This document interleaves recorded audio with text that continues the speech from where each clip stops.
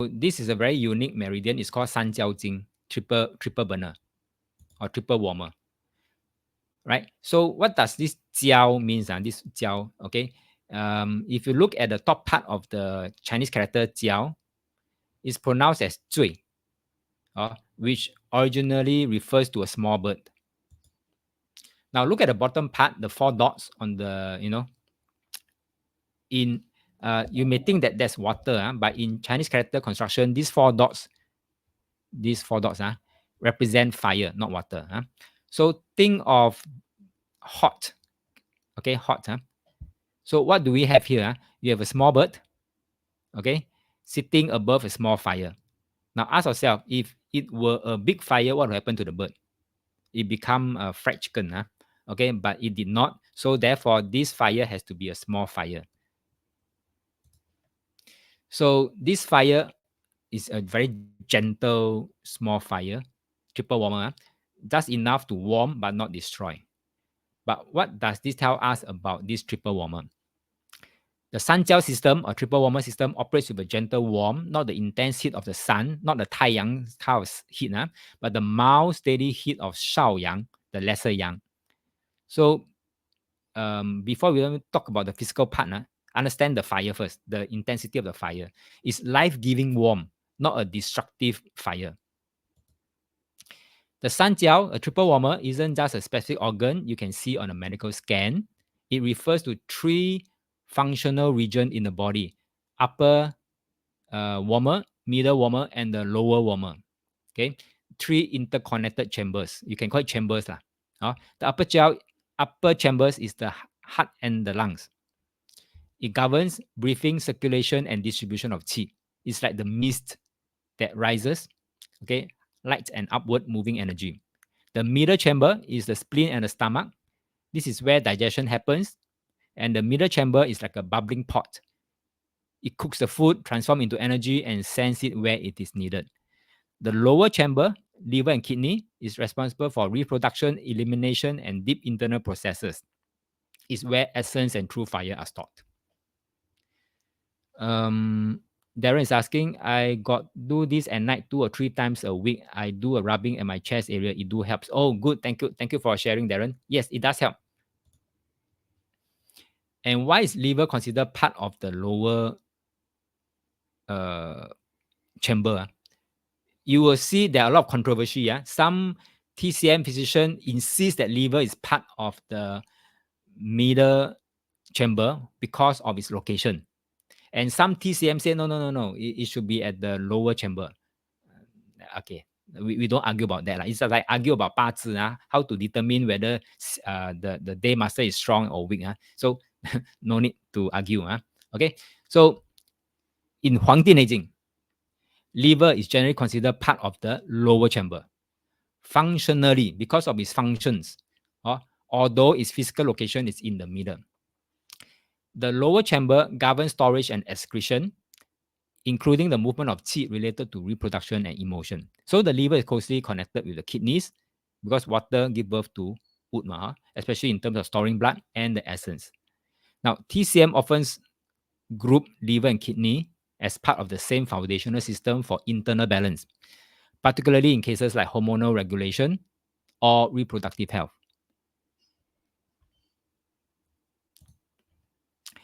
We often talk about the 5 organs, right? Heart, liver, spleen, lungs, kidney, and their corresponding 6 viscera. So here's the thing. Each of these organs doesn't work alone. They are connective tissues, membranes, and channels that link them together. So these linking structures, in my view, are what we call the triple warmers. So these sanjiao, these triple warmers, are invisible system. So why is this important? Because the triple warmer has to be clear and unblocked. Your body can regulate fluids, qi, and overall function smoothly. But when it becomes blocked, things start to go wrong. Water metabolism gets stuck, qi doesn't move, and illness can follow. So triple warmer isn't an organ you can touch, but it's a system you must respect. Then hai, the word hai, okay, is like, it's like what I show you a picture better. It's like 2 a couple sleeping. Okay, so this is a timing to sleep. And not only to sleep, to have intimacy. But like I say, last time at night time, nothing to do they all. So they can go in for intimacy moments. Okay, so in fact, Hdnj said this is a good time to reconnect, to restore, and to go for intimacy. And because high is not just the end of the day, it's the gateway to renewal. Now, just before this time, the pericardium meridian, right, is active, right? It's a channel that protects the heart and expresses joy. Yeah. Okay. So that's why you need to calm down your heart, be joyful, then you go into the intimacy moment. So it's all linked. It's all linked. Yeah? Okay, so beyond the physical connection, this high hour is also the moment the body enters deep rest to nourish life and begin a new cycle. So in Chinese thoughts, this is when new life may even begins, symbolically or literally, like pregnancy. Okay, so and perhaps that's why in ancient Chinese dictionary, the very last character is hai. It represents a natural ending and a sacred beginning. Now, nothing comes after it in the Chinese dictionary. Nothing comes after hai, because this is a doorway into a new round of life. It's just like hexagram 64 of the hexagrams.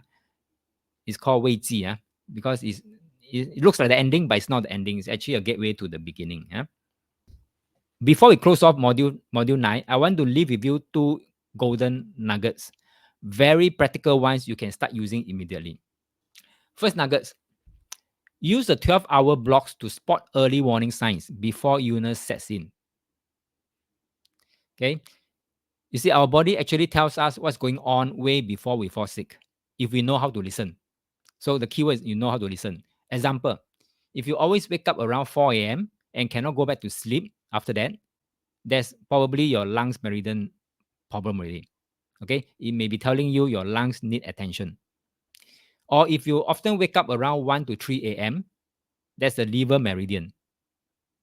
And another one, if you feel bloated or heavy after meals or feel like vomiting or feverish between 9 to 11 a.m., that's spleen time.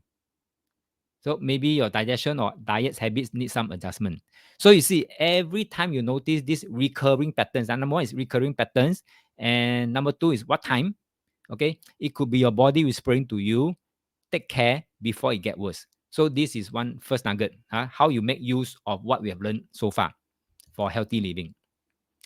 Second nuggets, all the 12 meridians will either start or end at the tip of your fingers or toes. Now I've put here a schematic here, right? So it means your hand and feet are like your body early warning map.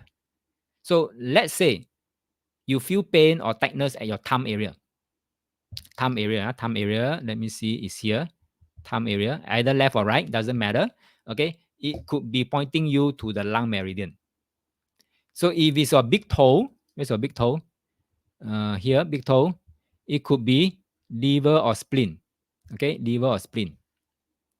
Or maybe you feel numbness at the second toe, then it could be the stomach meridian. So next time you feel some discomfort on your finger or toes, don't just ignore it. Check the meridian chart. It's your body's way of giving you a gentle reminder to start to take preventive care. Okay, so remember, prevention is always better than cure, right? So when you learn to read your body's early signals, I call this early signals, you're already practicing the maxim of the Tao already.